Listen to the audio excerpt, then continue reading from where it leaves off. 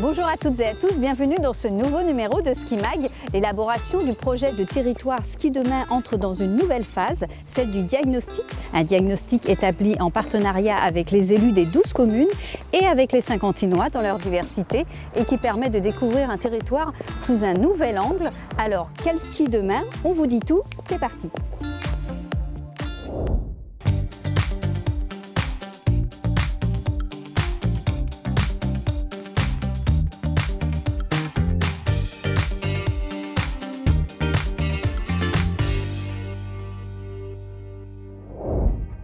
Depuis le 16 janvier 2016, Saint-Quentin-en-Yvelines s'est agrandi. 5 nouvelles communes se sont greffées au territoire d'origine. Un territoire qui prépare désormais son avenir. Et pour construire le futur, il faut en connaître les fondations, l'existant. Une première phase organisationnelle auprès des 12 communes a permis la collecte d'informations des villes historiques et des villes entrantes, pour une connaissance accrue du territoire. Une fois ce constat posé, place au diagnostic. Le diagnostic s'appuie sur l'existant. Donc c'est quelque chose de très factuel, de très étudié, avec une reconnaissance précise dans tous les domaines qui vont du sport à la culture, du développement économique au social, de la biodiversité à l'écologie, en passant, par toutes les thématiques qui font notre territoire. Ainsi, de janvier à mars 2017, au cours de 7 ateliers, les élus de l'agglomération ont rencontré près de 200 personnes, parmi lesquelles des lycéens, des étudiants, des chefs d'entreprise, des responsables d'associations, des habitants, des 12 communes.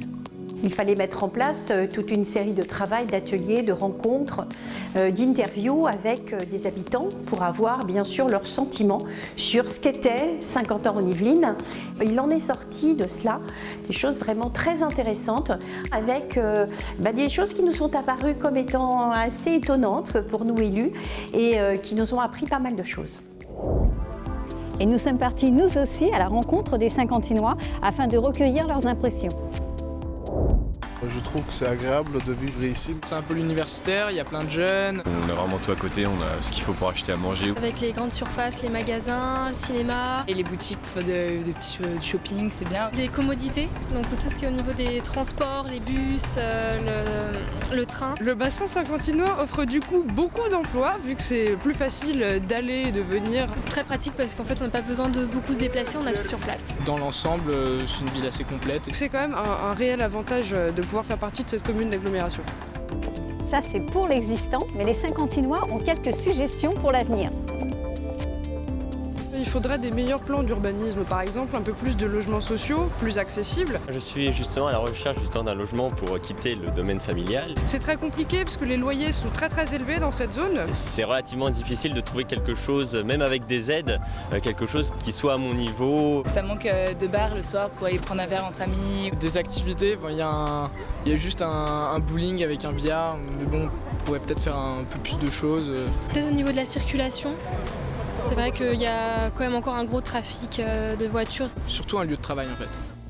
Nous sommes également allés consulter les participants aux ateliers organisés par l'agglomération. On nous a demandé si on voulait participer, donc on s'inscrivait. Et donc j'ai participé et c'était vraiment bien puisqu'on nous a demandé notre avis, nos propositions également. Donc c'est vrai que ça ne pourra pas se mettre en place tout de suite, mais le fait de demander, c'est déjà un bon élément. Je suis porté volontaire, on s'est un peu retrouvé sur certaines choses, on n'avait pas de choses en commun. On a parlé de plusieurs problématiques, donc il y avait les transports. Au niveau transport, c'était un peu la même galère que moi. Malheureusement, il n'y a pas assez de transport là où j'habite à Manille-les-Hameaux. Il n'y a pas assez d'activités, Manille, c'est un peu le coin, on va dire, isolé, j'ai l'impression. La piscine de Guyancourt ou de Montigny-le-Bretonneux, ça pourrait être bien, par exemple, de les ouvrir de nuit. Il y a le problème des logements aussi qui est... Donc on a des résidences étudiantes, mais c'est vrai qu'à côté, on n'a pas forcément l'occasion de trouver un petit studio. Je dirais qu'il faut absolument mettre la 4G en place. Et il faut essayer de déployer la fibre là. Parce que là, il y en a marre de la DSL, il faut absolument booster ça. Je pense que je vais quand même rester ici parce que c'est mon petit chez moi, c'est mon confort. Il y a des restaurants, il y a plus de choses, il y a le bowling. Il y a tout à côté, donc c'est un peu plus pratique. Il y a quand même pas mal d'entreprises qui sont présentes sur le territoire, donc ça peut quelque part m'intéresser. C'est calme, c'est bien, il y a de la nature. Saint-Quentin-en-Yvelines ou une autre ville, tant que je trouve ma voie dans l'animation, ça me dérange pas du tout. Moi, tout me va. Le loisir, pour ma projection pour plus tard, pour l'avenir, mes objectifs. L'avenir, justement. Afin d'obtenir un diagnostic complet et une vision aboutie du territoire, Saint-Quentin-en-Yvelines a mobilisé les élus des 12 communes ainsi que leurs équipes et les agents de l'agglomération. Mais pas seulement.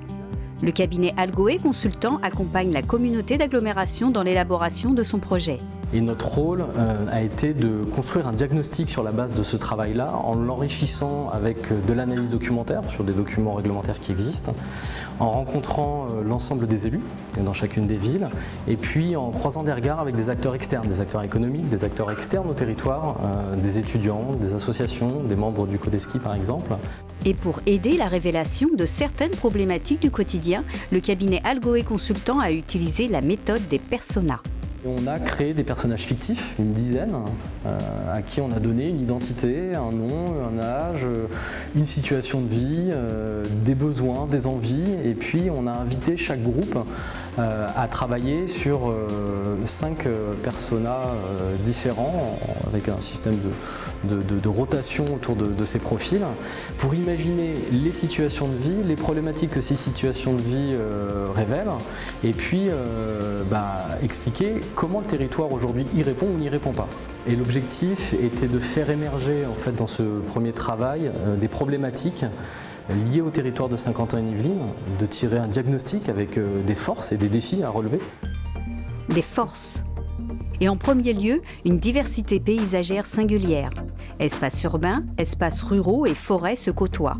Un équilibre qui permet une réelle qualité de vie aux portes de Paris. Une force économique, avec un nombre important de sièges sociaux de grandes entreprises qui sont les employeurs du territoire. Des emplois à forte valeur ajoutée et un taux d'emploi très élevé. De grandes écoles et une université fortement ancrée sur le territoire et qui permet une importante dimension de recherche et développement en accord avec un certain nombre d'entreprises. S'ajoute à cela une vie culturelle et sportive historique dont sont issus de nombreux talents saint-quentinois. Ces atouts permettent au territoire de rayonner en externe. Un rayonnement qui attire des événements mondiaux. La Ryder Cup en 2018 et la mise à disposition de sites pour les Jeux Olympiques de 2024 en sont les derniers exemples les plus significatifs. Pour conserver ces avantages, le territoire doit pourtant relever certains défis. Certes, le bassin d'emploi très important à Saint-Quentin-en-Yvelines attire beaucoup de salariés. Mais des salariés qui ne souhaitent pas forcément s'installer sur le territoire. Donc ça, c'est un véritable enjeu, parce qu'on ne peut pas être simplement un endroit où les gens viennent travailler et repartent. Une vision partagée par les entrepreneurs qui recherchent la proximité avec leurs collaborateurs. On a eu un de nos techniciens qui habitait le 94, donc il mettait à peu près 3 heures aller-retour pour venir travailler. Et là, tout récemment, il a postulé chez un de nos confrères et concurrents qui se situe à 10 minutes de chez lui. On a posté des annonces un petit peu partout pour chercher un remplaçant, mais localement cette fois. Tout est sur le territoire, il y a du potentiel. Donc voilà, nous sommes à la recherche de personnel qualifié pour intervenir le mieux possible pour répondre aux besoins des personnes âgées et handicapées. Altruis, une entreprise 100% saint-quentinoise, a commencé par le patron. Oui, il est trappiste. D'ailleurs, fier de l'être. Nous sommes vraiment des personnes du territoire. Mais c'est quand même un nœud d'activité important pour nous, donc c'est pour ça qu'on s'est installé en Ile-de-France et entre autres à Saint-Quentin-en-Yvelines. Alors sur d'autres territoires, non, on n'avait pas tout ce package en fait de possibilités qui nous étaient offerts. Nos envies nous aider à nous développer. Ce qu'on aimerait, ce serait un peu plus de bornes de chargement pour les véhicules électriques. Autres enjeux, les jeunes. Si on interroge par exemple les universitaires, les étudiants, c'est une population qui aujourd'hui attend et demande à la collectivité de mettre en place des lieux de vie. beaucoup plus fort. Aujourd'hui, oui, ils sont très contents de l'université, des centres commerciaux qui est à côté, mais il n'y a pas de lieu de vie. Le soir, tout redevient, je dirais, assez calme, trop calme à leur goût. Donc, ils nous demandent d'avoir une réflexion véritablement là-dessus. Et quand on leur demande s'ils souhaiteraient rester sur la zone de Saint-Quentin-en-Yvelines, ce n'est pas unanime. Il faut le reconnaître. Donc si on forme des jeunes par nos universités et nos grandes écoles, ce serait dommage de les perdre après. Des jeunes volontaires qui sont la richesse du territoire, jusque dans les lycées. Ça les intéressait beaucoup de savoir qu'on pouvait aujourd'hui réfléchir à l'avenir de leur territoire pour eux dans 15-20 ans, pourquoi pas même au-delà. Ils ont une bienveillance incroyable sur ce territoire et sur eux-mêmes et ils ont beaucoup parlé de relations humaines, ils ont beaucoup parlé du respect des uns vis-à-vis des autres et ils nous ont reparlé beaucoup de ce respect de la nature, de cette vision du monde qu'ils ont qui doit donner un équilibre entre le bien-être, le bien-vivre ensemble. Autre questionnement, l'habitat. Certaines communes sont plus fortement impactées socialement que d'autres.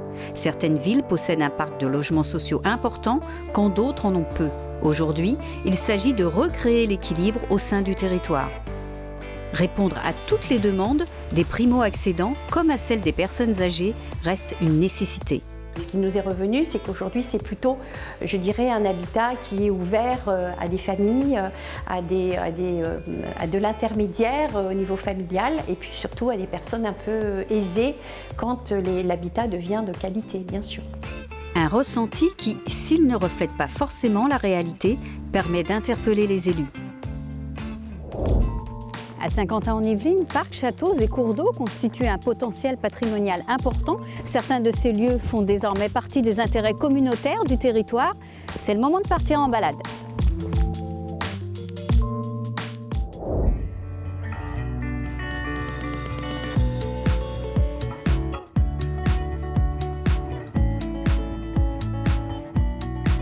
Il faut absolument maintenir ces espaces verts, maintenir et les développer, pas forcément les structurer, je dirais, avec... il faut les laisser de façon très naturelle, on en a véritablement besoin. Un premier séminaire a déjà été réalisé entre les 12 élus des communes saint-quentinoises, et ceci afin d'élaborer les valeurs qui caractérisent la communauté d'agglomération. Un autre rendez-vous aura lieu ce mois-ci pour fixer les grands axes et priorités du territoire, pour laisser ensuite la place à toute une série d'actions. Jusqu'en octobre prochain, date de la présentation officielle du projet de territoire. Le vrai travail commencera derrière. Et voilà, et nous serons partis ensemble à 12 pour pouvoir monter ce projet de territoire. Le rendez-vous est pris pour l'automne prochain. À très bientôt pour de nouvelles aventures saint-quentinoises. Ciao!